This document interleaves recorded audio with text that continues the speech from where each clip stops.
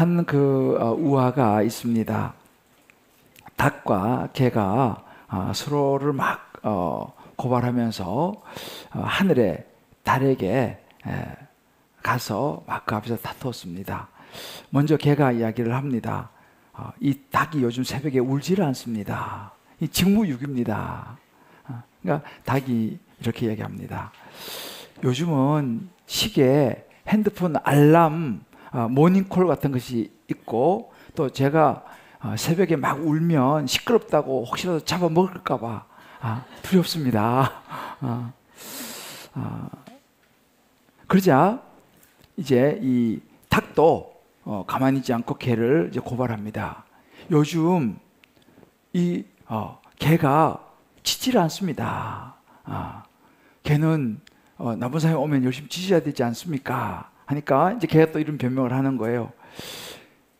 제가 짖는 이유는 도둑이 오지 않도록 하는 것인데, 우리 집 주인이 도둑인데 제가 어떻게 짖을 수 있겠습니까?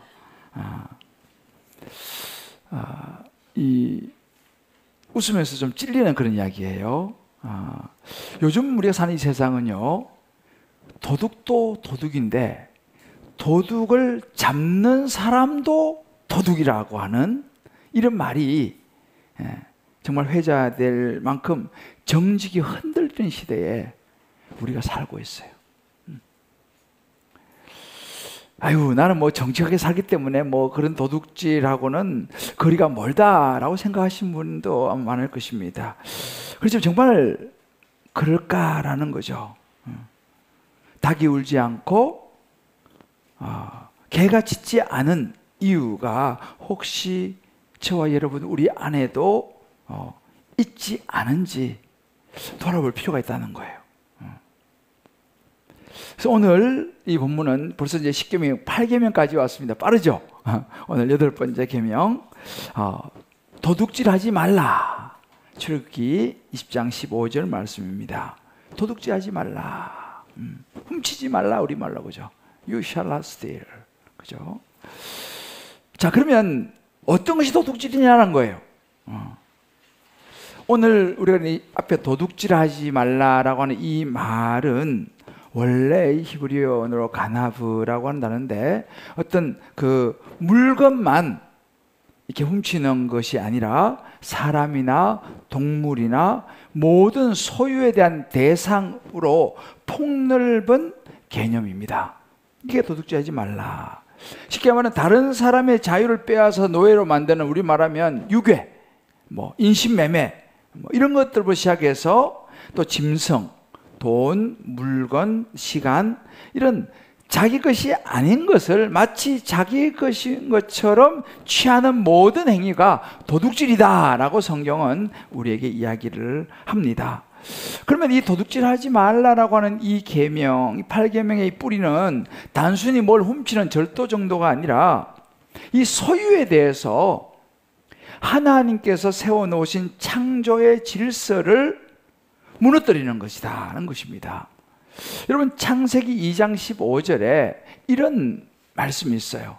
여호와 하나님이 그 사람을 이끌어 에덴 동산에 두어 그것을 경작하게 하시고, 하나님께서 아담과 하와를 지으셨어요. 그리고 에덴 동산에서 살게 하시면서 하신 것이 뭐냐 하면, 그 에덴 동산에서 경작하게 했습니다. 일을 하게 했어요. 그리고 그것으로 그걸 잘 케어하게, 지키게, 그렇게 하는 그런 그 사명을 아담과 하와에게 주셨습니다. 그러니까 하나님께서는 사람에게, 인간에게 노동을 통해서 열매를 먹고 살 수 있는 창조의 질서를 태초에 세우셨습니다. 그런데 인간에게 죄가 들어가기 시작하면서 어떤 마음이 생기기 시작했냐면, 땀 흘리지 않고 먹고 마시고 얻으려고 하는 이 마음이죠. 그러니까 내 것이 아닌 것에 손을 넣으려고 하는 탐심, 이것이 죄로 말미암아서 우리 인간에게 들어와 오기 시작했고, 이것은 하나님의 창조 질서를 어기는 것이 되었다는 것이죠. 땀을 흘려서 열매를 먹는 창조 질서 말이죠.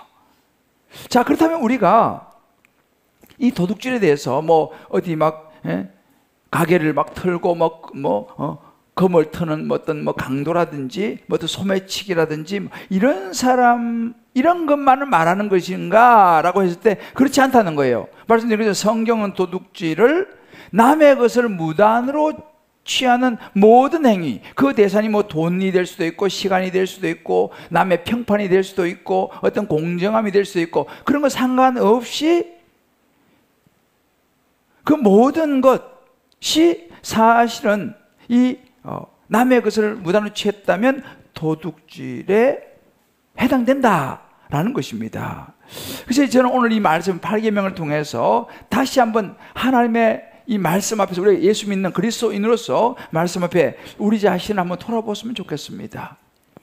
행여 저와 여러분 우리 안에도 나도 모르게 너무 익숙해져 버린 내 안에 아무렇지도 않게 받아들이고 있는 살며시 내 마음과 내 삶에 숨어든 그런 도둑질의 모습은 없는지 하나님 말씀 앞에 서서 우리 자신을 비춰보고 다시 소유에 대한 원칙을 분명히 세워서 정말 이 땅을 살아가는 동안 하나님의 백성으로 천국을 향해 가는 천국 노마드 나그네로서 하나님의 자녀로서 좀 더 올바른 삶을 살아갈 수 있도록 이 말씀을 통해서 다시 한번 우리 자신을 돌아보는 시간 되시기를 주님의 이름으로 축복합니다. 자, 그렇다면 우리 삶에 나도 모르게 숨어든 생각보다 가까운 도둑질이 생각보다 가까이 있는 도둑질이 있다는 거예요. 어떤 것일까요? 그 첫 번째는요, 재물에 대한 경계를 넘는 도둑질이 있다는 것입니다.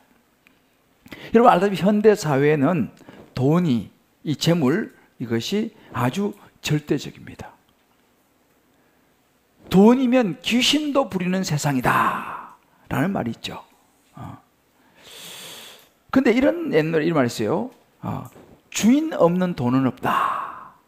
그런 말이 있잖아요. 그죠? 이 말은 모든 돈, 모든 재물은 소유자가 있다는 거예요. 다 주인이 있다는 것입니다. 근데 이 도둑질은 그런 소유한 사람을 존중하는 마음. 왜? 그 소유자는 존중받아야 되지 않습니까? 보호받아야 되지 않습니까? 그런 보호받아야 될, 존중받아야 될 어떤 소유자의 것을 허락 없이 내가 침범하고 내 것으로 취하는 이것은 도둑질이라는 거예요. 거기서 돈이든 물건이든. 그러니까 소유의 경계를 넘어서는 거. 이것이 도둑질이다 라는 것입니다.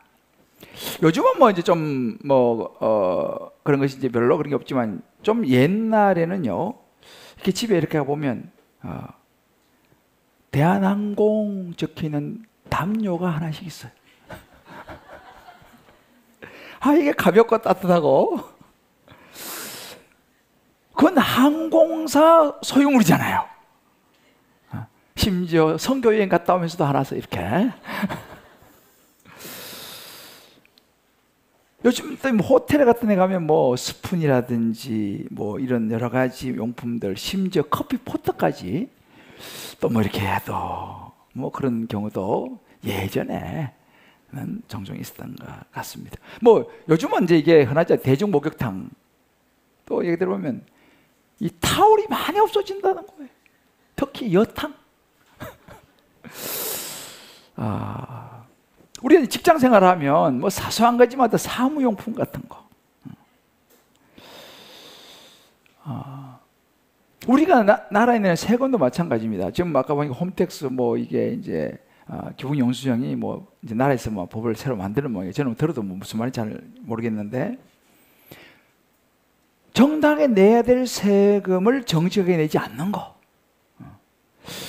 장사하고 사업을 해서 이익을 얻는 건 당연하지만 폭리를 그렇지 않은 거, 또 불공정한 어떤 거래,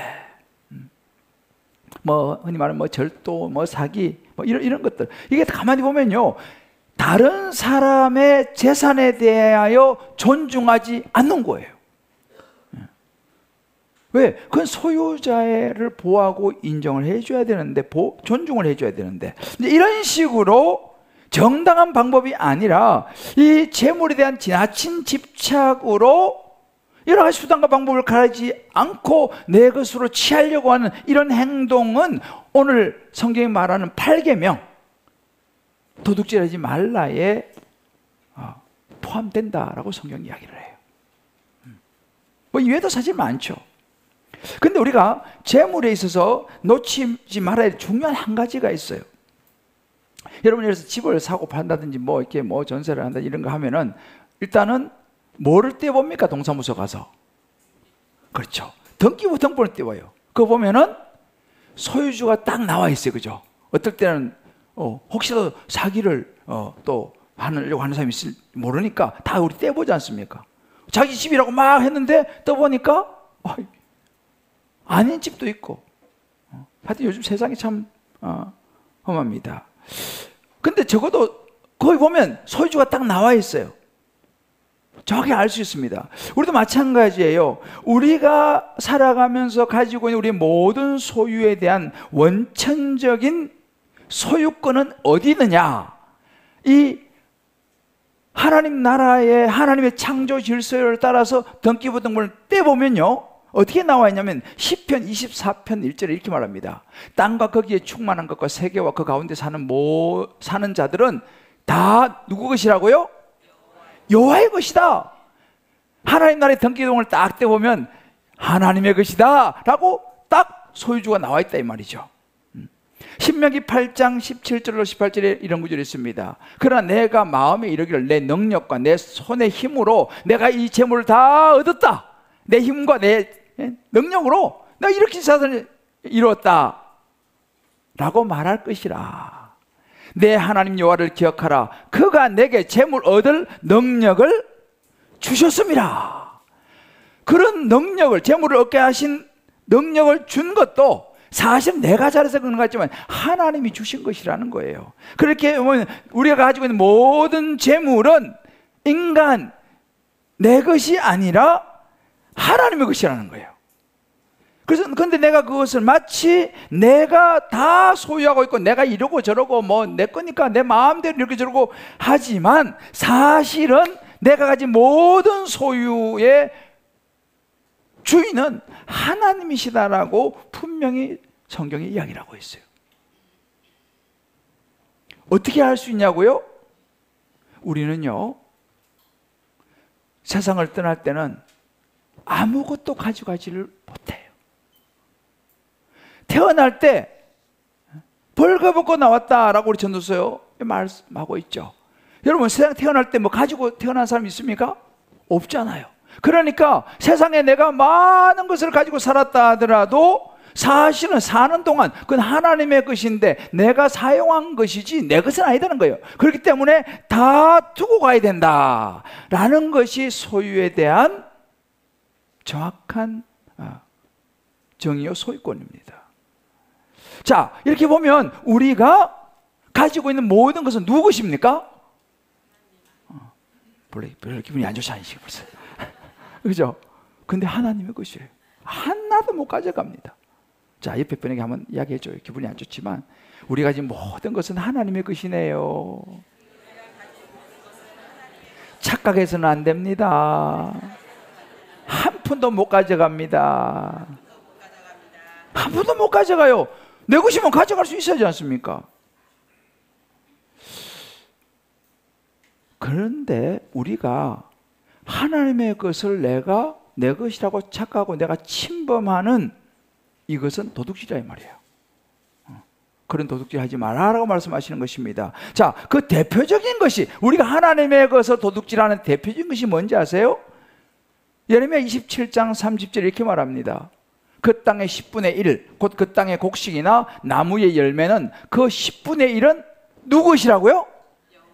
여호와의 것이다. 하나님의 것이니 여호와의 성물이라. 이 말은 뭐냐면요, 하나님의 것이기 때문에 하나님께 드리기로 구별된 것. 물론 10개가 다 하나님의 것이지만 9개는 우리 보고 사용하라고 허용을 하셨고, 그 중에 하나는 이건 하나님의 내 것이니까 그걸 너 잊어버리지 말고 내게 드리라 라고 말씀하셨어요.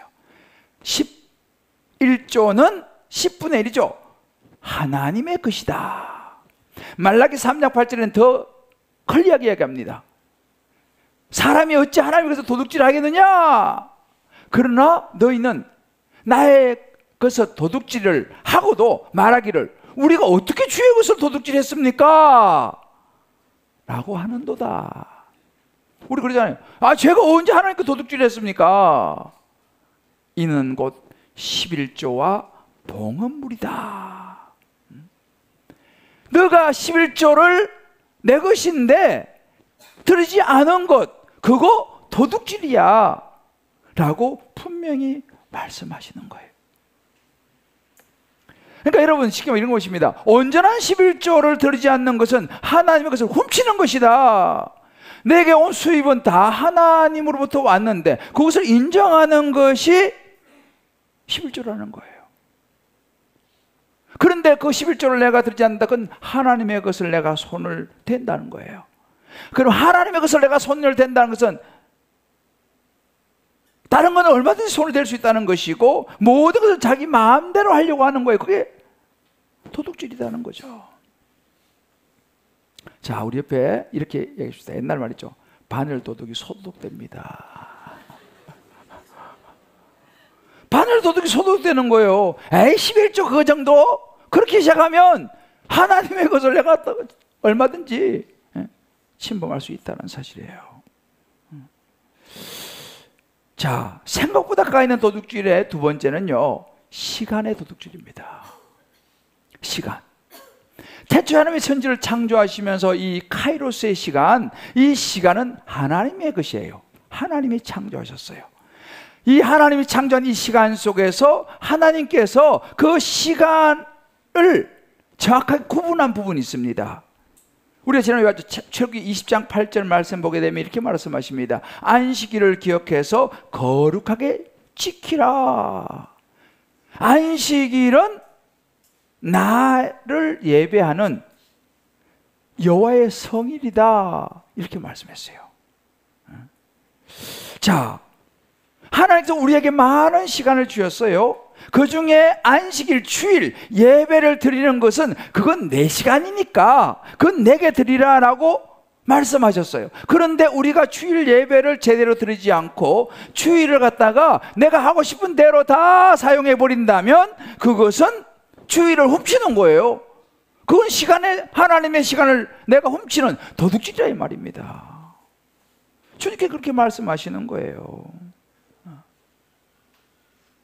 내가 하나님 앞에 기도해야 되는 이런 시간들을 나를 위해서만 다 사용한다고 하면 하나님께서 뭐라고 말씀하시겠어요? 너 시간에 11조 안 드릴래? 사실 시간에 11조라 그러면 굉장히 많습니다.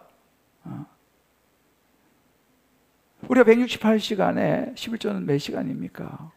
근데 주일 우리가 사실은 1시간 혹은 1시간 30분 하나님께 예배 드리잖아요. 그것도 내가 훔친다면 이건 정말 하나님 앞에 섰을 때 나중에 정말 고개를 못 들 것입니다. 그리고 보면 주일날 우리가 예배 드리는 이 시간을 아까워해서는 안 돼요.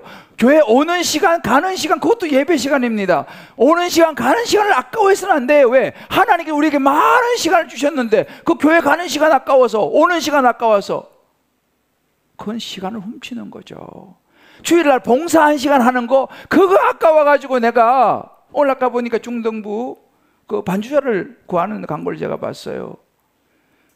아마 여러분들 중에서 반주하실 수 있는 분이 제법 될걸요. 요즘 뭐 어릴 때 다 피아노 학원 다니잖아요.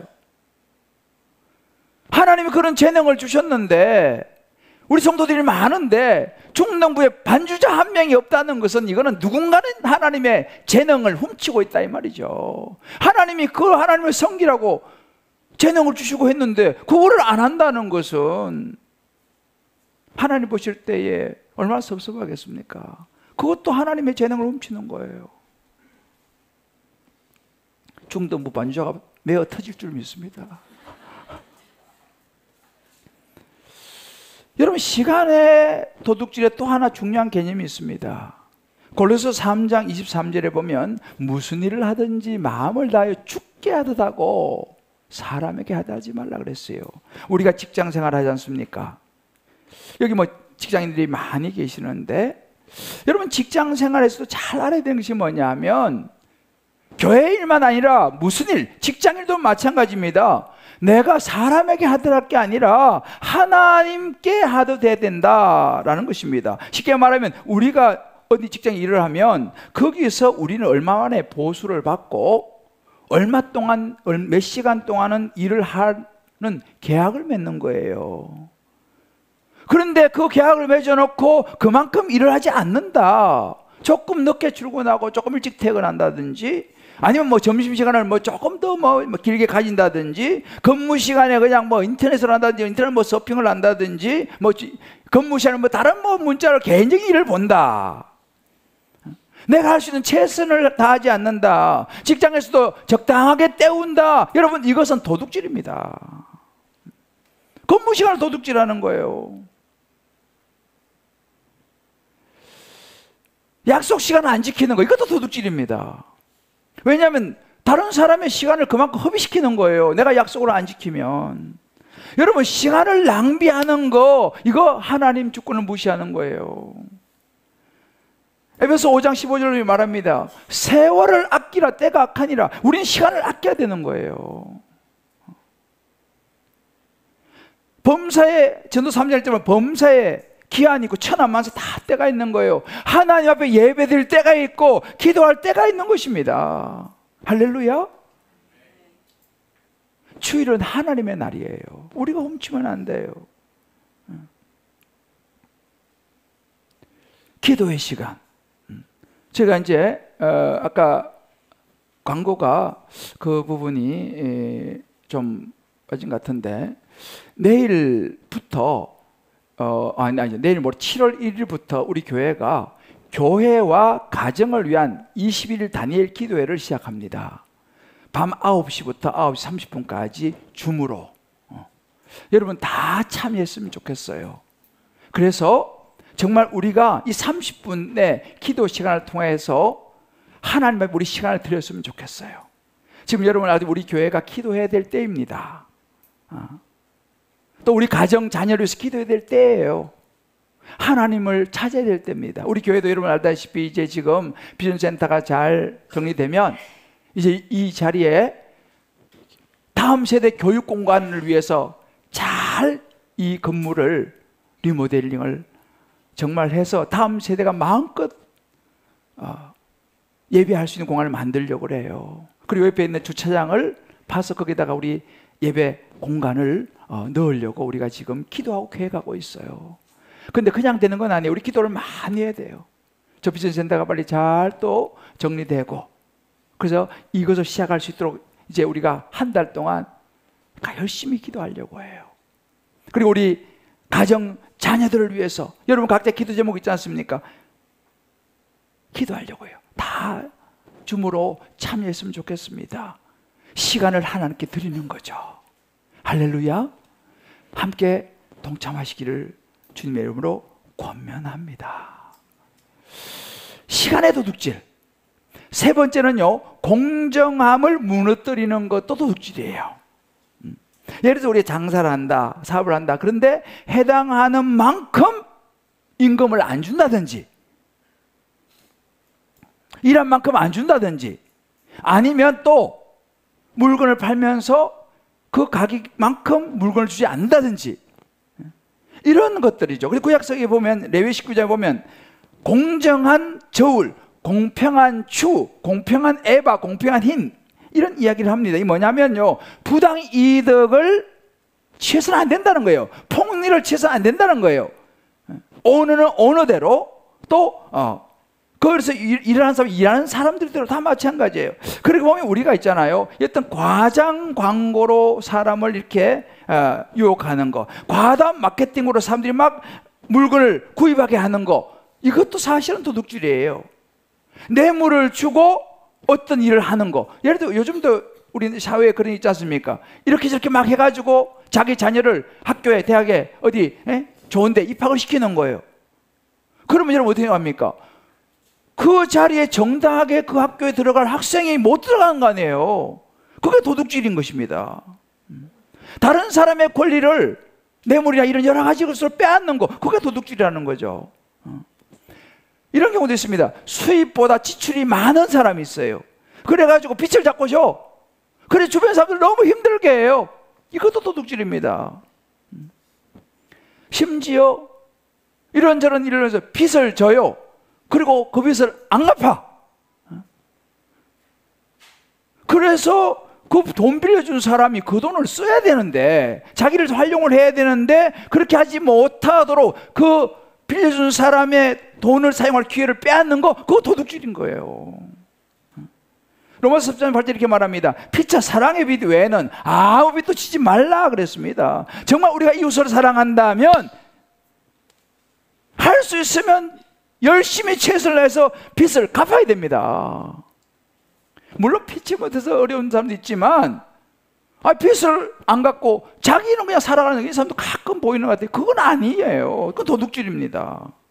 또 이런 것도 있어요. 남의 물건을 빌리고 돌려주지 않는 거, 이것도 도둑질이에요.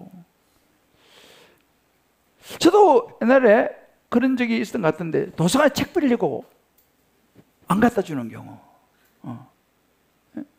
뭐 잊어버리고 뭐 일단 그 도둑질이죠. 누구한테 뭐 빌리고 안 돌려주는 거. 저도 가끔씩 그럴 때가 있어요. 막 책을 찾는데 책이 없어. 누가 빌려갔는데 안 가져왔어 이거 지금. 나 꼭 이 책을 봐야 되는데, 그거 도둑질인 거죠. 생각하면 다 돌려주시기를 바랍니다. 지적재산권도 마찬가지. 요즘은요, 도박, 옛날 말에 노름이라 그랬죠.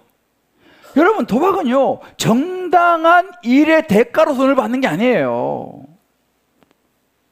그래서 아드핑크 같은 이런 분은요 도둑질이다 그래요.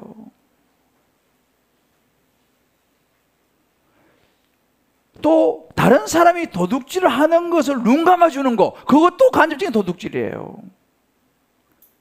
이런 것들이에요. 공정함을 무너뜨리는 거, 이거 다 도둑질이라는 것입니다. 또 네 번째로는요, 말로 하는 도둑질이 있어요. 말로 하는 도둑질. 출애굽기 20장 10절에 보게 되면 내 이웃에 대하여 거짓 증거하지 말라. 이 악의적인 험담을 해서 어떤 사람의 그 신용을 떨어뜨리고 그 사람의 평판을 훔치는 거, 이거 도둑질이라 그러는 거예요. 섹스피어가 이런 이야기를 했습니다. 어떤 사람이 내 지갑을 훔쳤다면 그는 시시한 것을 훔친 것이다. 그러나 나의 평판에 흠집을 냈다면 그는 나를 지독히도 초라하게 만든 셈이다. 이 부분은 제가 다음 주에 집중적으로 다루겠습니다. 이건 구계명에 나와요. 자, 그러면 여러분 보세요. 이런 도둑질을 왜 하는가? 왜 사람이 도둑질 하냐는 거예요. 왜 이런 도둑질이 일어나는가라는 것입니다. 핵심적인 이유가 있어요. 그것은 너무 과한 소유욕이에요. 소유로 만족을 얻으려고, 더 많이 가지려고 하다 보니까 사고가 나는 거예요. 여러분, 요즘 시대가 또 그런 시대예요. 요즘 시대는요, 무엇을 소유했느냐가 그 사람의 능력이고 그 사람의 평가 기준이 됩니다. 그 사람이 어떤 집에 사느냐는 거예요. 그 사람이 무슨 차 타고 다니냐 이 말이죠. 그 사람이 무슨 옷 입고 있냐 이 말이에요. 특히 남자들은 뭐 시계에 관심이 많다. 시계. 그래, 시계 하나가 뭐 아파트 한 채에 그런 시계도 있다 그래요. 잘 모르시는 말구나. 남자들은 시계에 관심이 많다 그래. 시계. 나 뭐 전 시계 뭐 잘 모르지만은, 여자들은 또 핸드백고, 가방에 또 그렇게 여자들은 관심이 많대. 가방. 비싼 시계 딱 차고 나가서, 오우, 성공한 사람이구나. 이 구찌 가방을 딱 들어줘야지, 이야, 저 사람 뭐 좀 있어 보이구나. 아마 지금 그런 우스갯소리 지금도 아마 여러분 땅에 놓은 거는 짝퉁이고 안고 있는 건 그 진짜라고 그래요. 비 온 날도요, 이러고 가면 그건 짝퉁이고 이러고 가면 진짜. 사람들은요, 소유, 가지지 않으면 불행하다 느낀다는 거예요. 그래서 그거 가지려고 자기의 좀 그것으로 이 소유를 가지고 존재를 증명하려고 하는 거예요. 그래서 도둑질이 한다는 것입니다. 왜? 내가 이런 사람이라는 걸 보여줘야 되니까. 그러면 돈이 있어야 되지 않습니까? 재물이 있어야 되니까. 수단과 방법을 안 가리고 움켜쥐려고 하니까 거기서 이제 이런 도둑질이 발생한다라는 것입니다. 뭐 이거 외에도 많죠. 우리 한번 적용해 보십시다. 생각보다 가까이 있는 도둑질이 많다는 거예요. 이 정도쯤이야 하는 쉽게 넘겼던 작은 어떤 부정, 습관이 무엇입니까? 다른 사람 재물, 시간, 명예를 존중하고 살아가고 있습니까? 하나님께 속한 것, 그것을 마치 내 것인 양 내 마음대로 사용하고 있지는 않습니까? 여러 가지 예가 있을죠. 뭐, 11조일 수도 있고, 봉헌일 수도 있고, 시간일 수도 있고, 나의 재능일 수도 있고, 여러 가지 많습니다. 여러분, 이것을 꼭 다락방 가셔가지고, 꼭 한번 나눠보셔야 돼요. 그리고 여러분, 집에 가셔서요, 자녀들을 앉혀놓고도 마찬가지입니다. 이 소유에 대한 원칙을 가르쳐야 됩니다, 자녀에게. 어릴 때부터 가르쳐야 됩니다. 안 그러면 이 자녀들도 점점 탐심이 커져가지고요,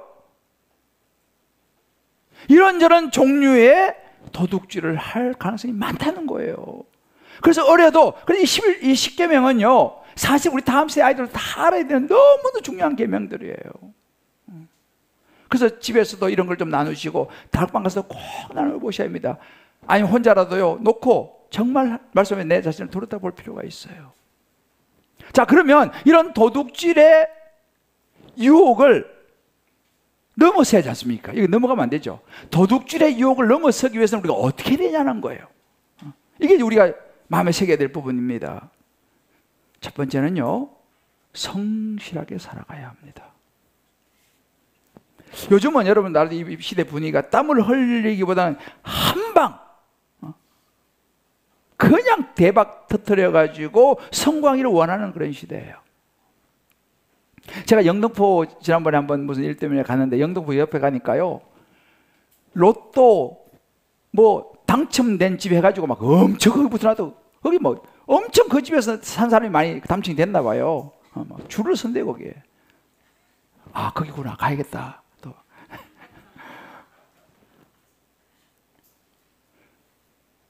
복권, 도박, 이게 전부 다 뭐예요? 일확천금을 노리는 도둑 심리입니다.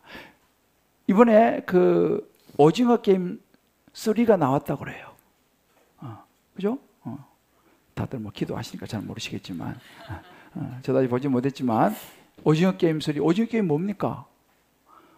힘든 인생에 내 인생 한 방, 목숨 걸고 내가 한 방 터뜨리고 싶다 이거예요. 456억. 그거만 있으면 목숨 걸고 그냥 도박하는 거 아니에요, 그게요. 그게 이 시대예요. 엄청 많은 사람이 보겠죠. 성실하게 살아가는 사람들을, 그런 심리를 가진 사람들을 보면요, 어떤 욕이냐면, 성실하게 살아가는 사람이 좀 바보스럽다고 마음에 느끼는 거예요. 아이고, 저래가지고 언제 돈 모아가지고 언제 집 사고 언제 저래가지고 먹고 살려고 하나. 그냥 한 방. 여러분 기억하셔야 돼요. 하나님은요, 우리가 땀 흘려서 얻은 수고의 열매를 귀하게 보신 줄을 믿습니다. 이게 하나님의 창조의 질서라니까요. 세상에 공짜는 없어요. 공짜 찾다가는 사고가 터집니다. 아시지 않습니까? 우리가 땀 흘려서 열매를 얻는 이거를 체득해야 돼요. 머리는 너무 좋은데 땀을 안 흘리려고 하는 사람들은요, 사기꾼 될 가능성이 있어요.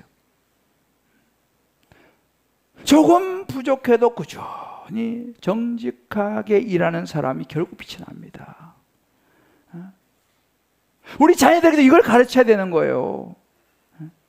여러분, 서점에 가서 조심해야 될 책이 있어요. 백만장자가 되는 법. 그런 책 조심하셔야 돼. 그런 책은요, 누구만 돈 벌어요? 쓴 사람만 돈 벌어. 그걸 가지고 다 됐으면 전부 다 백만자 다 됐게요. 사실은 우리 여기 큐티인들 보면 간증 보면요, 갑자기 돈이 들어오면요, 거의 죄로 빠지는 경우가 많아요. 이지컴 이지고예요. 작은 돈이라도 땀을 흘리는 성실을 연습해야 됩니다. 노동의 가치를 배워야 돼요. 수고의 열매를 배워야 돼요. 우리 요즘 자녀들 있잖아요. 부모들이 너무너무 잘해주니까 노동의 가치를 몰라. 그냥 부모 하면 무조건 현금 인출기도 아니고, 땀을 흘려서 자기가 벌어봐야지 얼마나 이게 귀한 건지를 요즘 자녀들이 모르는 시대가 가지고 있다. 이거 우리 생각해 봐야 되는 거예요. 성실하게 살아가는 걸 우리가 자꾸 가르쳐야 됩니다. 공부도 그렇습니다. 저는 뭐 공부를 잘한 사람은 아니었기 때문에, 근데 공부도 가만히 보면요, 사실은 공부가 재미는 없어요. 공부 잘하시는 분들은 또 뭐 또 다르겠지만, 우리 아들도 그래요. 요즘 아빠 나는 공부는 아닌 것 같아. 툭 하면 그래요. 자기 공부는 아닌 것 같아.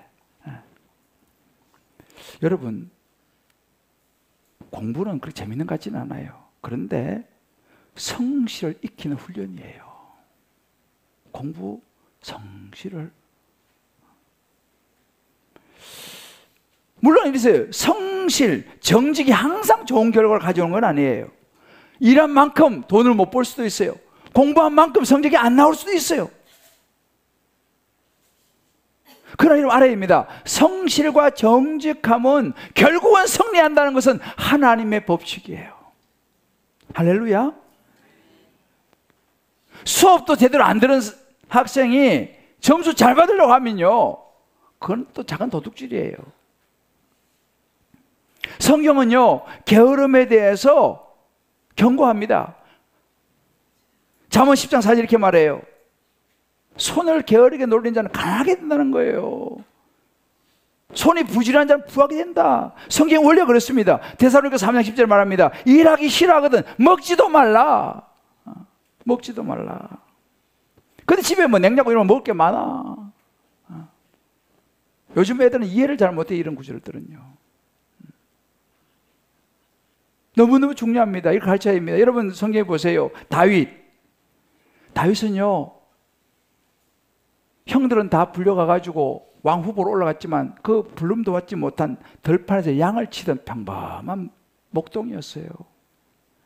요셉은요, 억울하게 팔려가가지고 노예 생활하고 감옥 들어갔던 그런 사람이었어요. 다니엘은요, 젊은 시에 포로 잡혀갔던 사람이었습니다. 이 사람 특징이 뭐예요? 여러 가지 힘들고 어려운 환경에 있지만 주어지는 환경에서 성실하게 땀을 흘리면서 성실했던 사람이에요. 그러니까 하나님께서 결국은 그들을 다 쓰셨어요. 성실한 사람입니다. 요즘 취직하기 힘들다 그래요. 직장생활.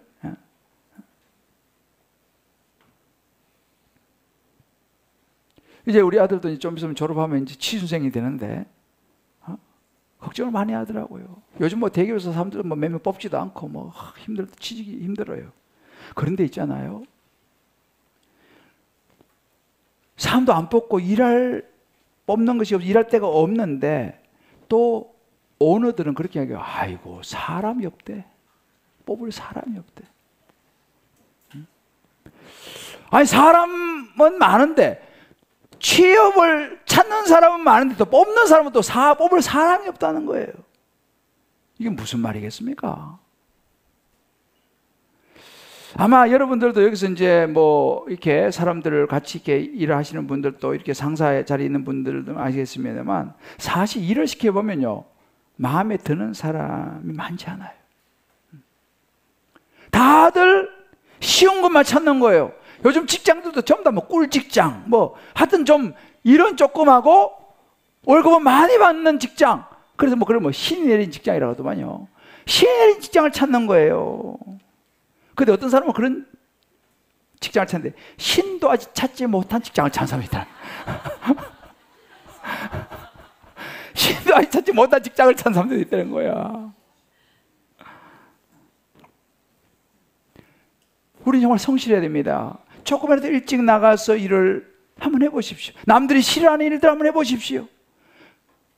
돈보다 급여보다도 이게 그냥 하나님이 시킨 일이다라고 생각하면서 정말 하면요, 정직하고 성실하게 하면 금방 눈에 띄게 돼 있어요. 지각하고 그냥 근무 시간에 졸고 초점이 계속 무리해가지고 맨날 비실비실하고 누가 좋아하겠습니까? 묵묵히 그 자리에 성실하게 정직하게. 저는요, 옛날에 시골에 보면 장터에 보면 강아지들 이렇게 데리고 나와서 팔아요. 눈망울 똘망똘망 금방 팔려가. 졸고 가슴풀이한 강아지는 안 팔려. 결국 못 팔고 가져가. 난 그것도 봤어요. 데살로니가 4장 11절 이렇게 말씀했습니다. 종용하여 자기 일을 하고 너희 손으로 일하기를 힘쓰라 그랬어요. 에베소 4장 28절에 말합니다. 도둑질하는 자는 다시 도둑질하지 말고 돌이켜 제 손으로 수고하여 선한 일을 해라. 여러분, 요즘은 이제 잘 안 가지만 옛날에는 우리 학생들이 가난 농군학교를 많이 방문했어요. 그죠? 저도 그 가난 농군학교를 가봤는데, 거기 가면 여러분, 저는 김용기 장로님이 뭐라고 썼는지 아세요? 돌도 누워있지 말아야 된다 그랬어요. 돌도 누워있지 말. 가보시면요, 돌 다 세워놨어요. 거기 돌 다 세워놨어. 진짜예요. 가보세요. 안 가보신 분들. 돌 다 세워놨어요. 돌도 누워있으면 안 된다는 거예요. 지금 부지런해야지. 부지런해야지 기회가 더 찾아오는 거예요. 오늘 내가 사부에까지 설교하러 가거든요. 그거 내 아들이 와요. 힘을 주어서 얘기하려고 그래요. 도둑질 유혹을 넘어서기 위해서는요, 성실하게 살아야 돼요. 두 번째는요, 예수님으로 만족해야 돼요. 만족하지 못하는 마음에서 이제 도둑질이 나오는 거예요. 지금 삶, 내 현재 형편을 받아들이지 못하고 점점 더 많은 걸 원하고, 그러니까 자꾸 그 마음이 자꾸 도둑질로 흘러가는 거예요. 그 정도면 괜찮은 남편인데, 그 정도면 괜찮은 부인인데, 그걸 만족하지 못하고 또 다른 남편, 또 다른 부인 기웃거리고 말이죠. 그 정도 살면 괜찮은데, 그잖아요. 그 정도 먹고 살면 됐지. 그것이 만족이 안 돼가지고 자꾸만 더 좋은 거, 더 나은 거, 더 높은 거. 그러니까 몸과 마음이 지치는 거예요. 왜? 자꾸 더 하니까. 그 결핍을 채우기 위해서 어떻게 합니까? 불법도 쓰고 편법도 쓰고. 그렇게 하면서 이제 거기 도둑질이 되는 거예요. 오늘 통계를 보니까 수입이 2배로 늘어나는데요, 행복감은 대로 줄어든다는 거예요. 왜 그렇습니까? 마음이 자꾸 그냥 높은 데로 가는 거예요. 상향성의 마음인 거죠. 바울이 그런 이야기를 합니다. 디모데 6장 6절로 보면, 자족하는 마음이 있으면 경건은 큰 이익이네. 이 자족하는 마음이 있어야 한다는 거예요. 8절에 보면요, 우리가 먹을 것과 입을 것과 있은즉 족한 줄 알라. 먹고 입을 것이면 족한 줄 아는 거예요. 전부 다 여러분 벗은 사람은 없지 않습니까? 자족하지 못하기 때문에 우리는 각종 시험과 올무에 빠진다는 거예요. 만족하지 못한 사람이 결국 도둑질하게 만든다는 것이죠. 10절에 보면 돈을 사랑하면 일만하게 뿌리라 그랬어요. 일만악, 수많은 악의 뿌리가 돈 사랑하는 거라는 거예요. 돈이 나쁘다는 게 아닙니다. 돈을 사랑하고 그것이 내 마음을 차지해버리면은 우리가 예수 안에서 만족을 얻어야 되는데, 그래서 빌립보서 4장 11절로 이렇게 말했습니다. 내가 궁핍함으로 말하는 것이 아니라 어떤 형편인지 나는 자족하기를 배웠다 그랬어요. 내가 일체의 비결을 배웠다. 일체의 비결을 배웠다. 배고픔, 풍부, 궁핍, 처할 줄 아는 그 어떤 관계처럼 일체의 비결을 배웠다. 그러면서 그 다음에 나오는 구절이 뭐냐면, 여러분 잘 유명한 구절이에요. 내게 능력 주신 자는 뭐든 할 수 있다. 이게 어디서 나와요? 자족하는 마음에서 나온다는 사실이에요. 할렐루야. 자족도 훈련이에요. 그래서 여러분 제자훈련, 사회훈련 같은 데 와가지고 자족하는 훈련을 받으셔야 돼요. 가진 것이 없어도 하나님 의지하며 살아갈 수 있는 힘, 부족한 대로 감사하며 살아가는 법을 배우는 거, 거기에서 감사가 만족이 오는 거예요. 제가 처럼 돌아보니까요, 언제 내가 제일 부자였고 부유했냐 보니까 내 안에 예수님으로 충만했을 때예요. 제가 전에 한번 얘기했지만 저는 우리 아버지의 놀라운 조커를 지금도 기억하는데, 우리 아버지가 어느 날 저를 부르고 말씀하신 거예요. 야, 우리는 부자다. 우리가 뭐 부자예요? 우리 가난자. 너하고 나하고 있으면 부자 아니냐? 아, 놀라운 조커였습니다. 그때 내가 부자를 알았다니까요. 우리 아버지가 그렇게 얘기했어요. 너하고 나하고 있으면 부자. 아, 맞지, 부자.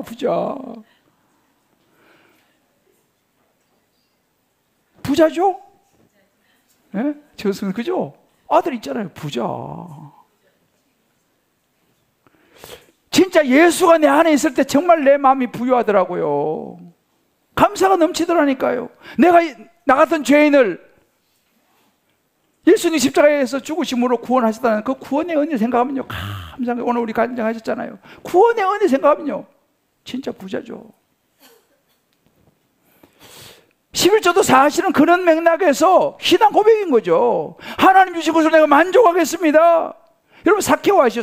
삭개오는요, 돈으로 모든 것을 하려고 했던 사람이에요. 근데 삭개오 예수님 만났어요. 삭개오 예수님 만나고 어떤 고백을 합니까? 누가복음 19장 8절에 말합니다. 내가 누구의 것을 속여 빼앗은 일이 있으면 4배 갚겠습니다. 이게 출애굽기 22장에 나오는 구약의 이걸 깨달은 거예요. 그동안은 그냥 돈, 여기에 모든 올인했는데 이제는 예수님 만나고 자조거의 자리로 돌아온 거예요. 삭개오가. 한번 적용해 보세요. 지금 하나님 앞에서 주어진 자리에서 정직과 성실로 땀을 흘리면서 일하고 있습니까? 예수 믿는 사람 농떼 치면 안 됩니다. 눈망울이 또록또록 해야 됩니다. 하나님 안에서 자족하고 살고 있습니까? 아니면 더 많이 가지려고 하는 마음 때문에 날마다 지치고 결핍으로 힘들어하고 있습니다. 이것만 있으면 행복할 텐데 하는 거 그게 무엇입니까? 그거 한번 여러분 달콤 가서 꼭 나눠보시길 바래요. 사랑하는 성도 여러분,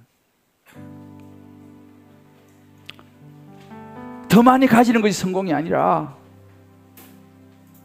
하나님의 창조 질서를 따라서 성실하게 땀 흘리며 살아가는 거, 그거 하나님 기뻐하시는 거예요. 세상은 끊임없이 우리에게 외칩니다. 야, 좀 더 가져야지. 아이고, 노을에서 좀 더 모아야지. 속삭일 때